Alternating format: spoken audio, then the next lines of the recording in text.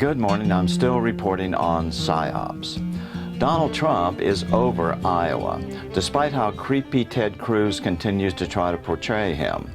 On CNN with Anderson Cooper this evening, Trump said that the Iowa results were 2 days ago. I've moved on to New Hampshire now. What does remain is that none of the TV news shows, none of the newspapers have talked about the pink elephant in the room, that a self-admitted CIA PSYOPs expert is employed by the Cruz campaign to manage his social media deception operations. No, the only place you've heard about this strange connection is through a few tweets by well-placed sources in the Trump campaign or the Still Report. PSYOPs means psychological operations. It's nothing new. The U.S. military has used it since at least World War I, but it was developed with our money to be used against the enemies of the United States. And here's a flash for you, Ted Cruz. We're not the enemy. Here is the Army PSYOPs emblem: persuade, change, influence. Anyone interested in spy stuff will find the Wikipedia article entitled Psychological Operations, United States, absolutely fascinating. It has not yet been determined who tipped off CNN to run the story implying that Dr. Carson was leaving the race, but here is exactly what they said on air that started all this, courtesy of the February 4th edition of the O'Reilly Factor. Tonight, as we reported last night, CNN's coverage of the Iowa caucus on Monday ignited a nasty incident whereby Ben Carson's campaign may have been hurt. We should say that our Chris Moody is breaking this news that Ben Carson is going to go back to Florida, to his home, regardless of how he does tonight here in Iowa. He's going to go there for several days, and then afterwards, he's not going to go to South Carolina. He's not going to go to New Hampshire. But that was not true. Dr. Carson had events planned in New Hampshire. Despite those facts, a CNN anchor said this yesterday. We reported it accurately, and here are the facts. Dr. Carson's staff told us that he would return home to Florida to, quote-unquote, take a breath from the campaign before resuming his activities on the campaign trail.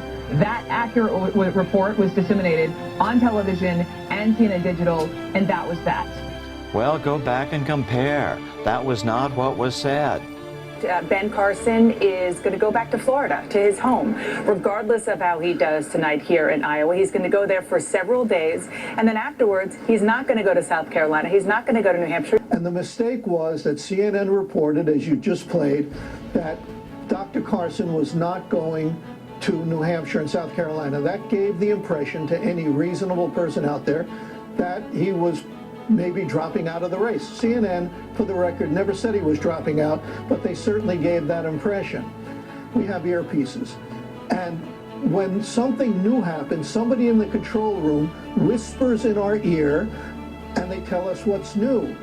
Somebody should have told Dana Bash that her own reporter in the field had just tweeted, Ben Carson's campaign tells me he plans to stay in the race beyond Iowa, no matter what the results are tonight. She didn't update that. CNN should have said, our bad, we should have updated that information in a timely fashion, and we didn't. Instead, they circle the wagons and they stonewall, and that's the mistake. So CNN is simply lying to the public, and they refuse to admit that they made a mistake. But in addition, they're stonewalling on the question of who tipped them off. It could be possible that CNN is willing to take some heat on this issue to protect their source. There is only one obvious source at this point, and that is a former CIA PSYOPs expert in the employ of Cruz by the name of Dan Gabriel. Gabriel bragged in his Twitter site that he specializes in insurgencies, foreign and domestic. When I put this story out on February 2nd, I predicted that shortly after I published the story, Still Report number 569, Cruz using high-tech, dirty tricksters, that Gabriel's Twitter site would either immediately be scrubbed or deleted altogether. Well, that did come true within minutes of SR 569 hitting YouTube. Now something does remain at that address, but it looks completely different than it did before our story hit YouTube. To see what it looks like now, go to @Dan P. Gabriel. In any case, we may never know if Gabriel is still working for Cruz or not, or whether he has simply been fired for bragging about his CIA connections, something strongly frowned upon by intelligence professionals. But what we do know was that Gabriel was in the thick of what apparently morphed into a Cruz operation to steal delegates from Dr. Carson, and it was very effective. We know from speaking with Carson people that many caucusers in Iowa got mad at Carson for not telling them in advance that he was withdrawing from the race. Many immediately went over to caucus with the Cruz camp and are probably still pretty confused about what happened, unless they are watching these reports. But one thing is for sure, the Cruz campaign is driven by big money and is the most scientifically manipulative of the electoral process in U.S. history. Fox News, despite Megyn Kelly's behavior, is still the best game in town for TV news. Bill O'Reilly and Fox News media analyst Bernie Goldberg, who serves as the in-house ombudsman for the network, broke down the media manipulation in an excellent way last night, February 5th. But what CNN did, Bill, in my view, what CNN did isn't nearly as bad as what the Cruz campaign did. Because Dr. Carson's campaign announced that he was not dropping out of the race, okay? He was not dropping out. That didn't stop Senator Cruz's national chairman, co-national chairman, Congressman Steve King, from sending out his own tweet. And that said, Carson looks like he's out. Iowans need to know before they vote. Most will go to Cruz, I hope. Look, what CNN did, I'll be generous and say it was an honest mistake. They shouldn't stonewall, but they made an honest mistake. That, what the Cruz campaign did, doesn't look like an honest mistake. It looks like a dirty trick. Now, Cruz himself says he didn't know anything about it. I'm willing to accept that, but somebody knew about it. How could you not know? How could a King campaign knew not about know? it. I mean, King knew because King, an hour and 20 minutes after the CNN fallacious report, an hour and 20 minutes. I mean, that's a long time.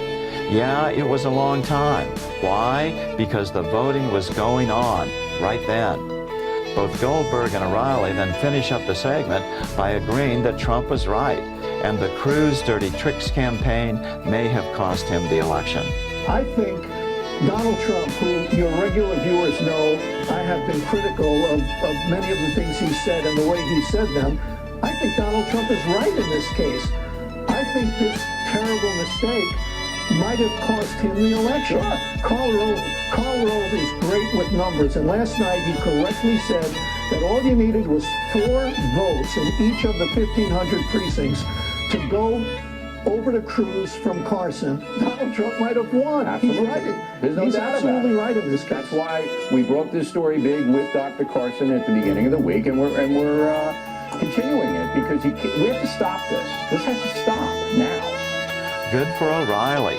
He is using a huge television network to determine the truth instead of merely playing along. That's just plain good reporting. 2 thumbs up in this case.